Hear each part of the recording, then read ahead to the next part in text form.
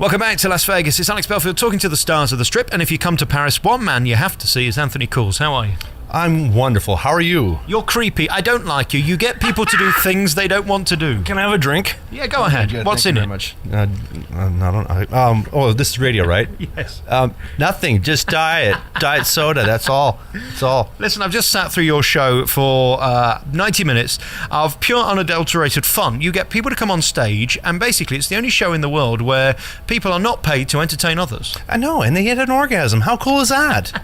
They get an orgasm. I mean, really. No, Donnie Marie they don't do that stuff. They don't do that at all on Donnie Marie. But my show, yeah, or an orgasm. I don't remember that in O either. Yeah, and you figure a show with a great big O, they'd have an orgasm in a show called O, but no. My show only. What's brilliant about you give away all your tricks. I mean, I've seen the show. I know how you put people under, and therefore I can go away and do it myself. Absolutely can. All hypnosis can be learned by anybody. My ability to pull it off, that's what separates me from you or from anybody else. And that's what makes an entertainer. So it's not the hypnosis, it's entertainment. There's two things to your show. Firstly, you say, come up on stage if you want to be part of the show. Then you have to put them under through hypnosis. And then you've got to judge who you keep on stage and who you throw off. Tonight, and then I have to write the show on the fly. Right. Yes. So that's down to the talent bit. We'll get to that in a bit. How drunk can you be before actually they can't take part? Barely tipsy. That's why we always put up extra chairs. We always have those drunks coming up on stage insisting, I'm not drunk, I can do this. And then I'm going to go drive home. Yeah, no. You shouldn't be drinking at all. You should maybe one to calm your nerves a little bit, but other than that, no, you got to be sober. Now, let's talk about those who will say, oh, you shouldn't do this, you're embarrassing people. I noticed tonight, one guy said, I didn't want to do that. You're still conscious, but subconsciously conscious. The man that was fighting me, actually I had quite a few people fighting me tonight, but the man that was fighting me tonight, I ended up asking him to leave because he's in the lightest trance state humanly possible, and I can't work with him at that level. If they wanted to go see a family show, you could work with him at that level. But my show, we're talking orgasms and chair humping.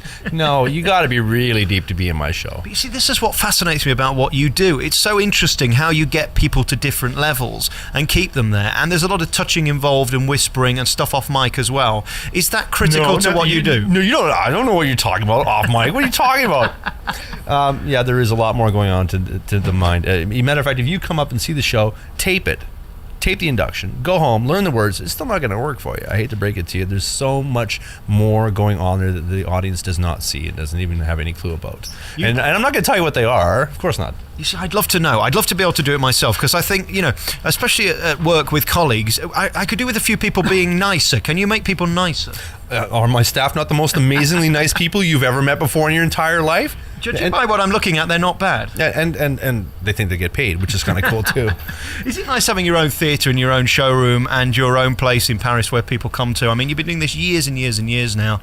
They could have got rid of you by now if you weren't any good. And you know what? There isn't a day that goes by that I'm not grateful for that, really. I mean, I thank my patrons. I thank the people that are making me who I am here today. I thank the Paris and the Caesars Entertainment for allowing me to do this because as an entertainer, this is paradise. I get to go home every night.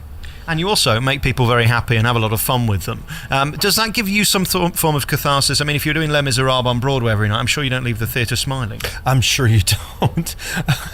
I've never been compared to that before. That's the first, in all my interviews, nobody's ever compared that. I have a great time during my show. And when I walk off stage, I have a genuinely good time. And I walk off stage having a good time smiling, and I make it home smiling. And I look forward to coming to work the next day. It's always interesting, the characters you get. I've seen the show probably 3 or 4 times, and there's always very odd people who want to be on stage. It's almost that X Factor generation that you're tapping into, isn't it? People do like to be in the limelight, even when they shouldn't. Absolutely. It's their chance to shine a little bit, and to be a star. And especially coming to Vegas, Sin City, this is the place that you're allowed to be a little bit bad. So absolutely, this is a great time to do it. What's your life like? Do you live off strip and keep off strip, or do you enjoy coming up and down the boulevard?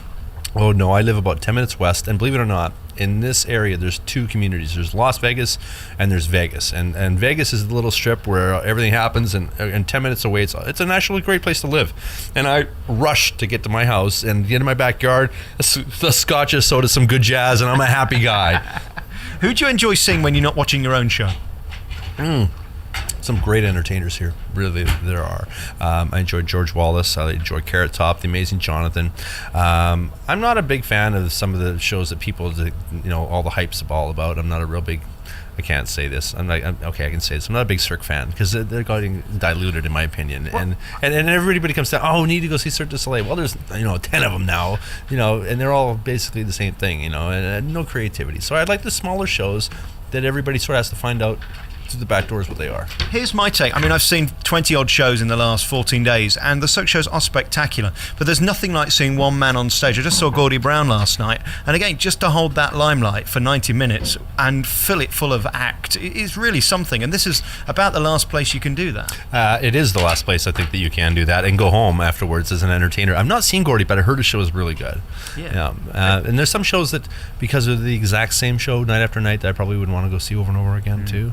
That's why I like the comedians. They always can pervert the shows each way, every night. So and Gordy's like that. I mean, he'll change it every night. He's got the band trying to keep up with him, which always gives an extra edge, doesn't it? And I suppose that's what it's like for you and your team. You don't know what's going to happen next. My assistants up on stage sort of look at me like, "What are you doing?" And just roll with it. We'll figure it out, And we have to, because we do rate the show on the fly.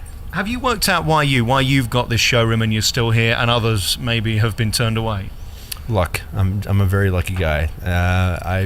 I don't know why. I'm just a very lucky guy. I pray for every day that I can continue on with this. It's very noble to say that, but again, if you weren't doing numbers and you didn't do a show that people enjoyed, you wouldn't still be here, would you? Okay, well, this X that whole thing. I'm rock. I'm pretty much the funniest guy on the face of this planet, and I deserve it. And then I hypnotize the executives every time my contract comes up, and I say, renew me for 4 more years and give me a better deal. So, that's the truth of the matter. Yeah. And for those who say, are the people genuine who are in your show, what is the answer to that question? Well, if it wasn't genuine, it'd be a lot better show. Yes, I'm a bit like that. If I could rehearse my show, I think I'd ask more intelligent questions. Absolutely. No, well, to be honest with you, if you think about what it would take to fake a show of this magnitude, different people up on stage, getting hold of them without their families finding out, and then getting to do the most ridiculous things, what it would cost me to get these people to do the ridiculous things, and then get them to shut up about it for the rest of their life, carry on the tomfoolery to the point where they got to buy video afterwards. I mean, and do this day after day after day without ever giving it up. I mean, come on. I think you'd be caught out in the end, wouldn't you, really? Absolutely. And you are the only guy in Vegas who tapes every show and therefore every mistake and then sells it at the end. Yeah, I know. Isn't that crazy? That is nuts. And this is where I screwed up here. And see this part here. This is a horrible hunk of crap show. And this show, my dick fell out on this one. Can I say that? Anyway, I just did. So yeah, I mean, they're all on. We've got everyone since like 2000, I think, still archived. Talking of dicks, you do enjoy playing with your microphone in a rather inappropriate way. Do you mind me saying? I don't know what you're talking about. It's totally outrageous. I don't know what you're talking about. Have you thought of touring this? I know you're here and it's difficult to get away from Vegas, but what's the chance of you coming to the UK or touring Europe or something like that? You know what? Give me an invitation and I'll come.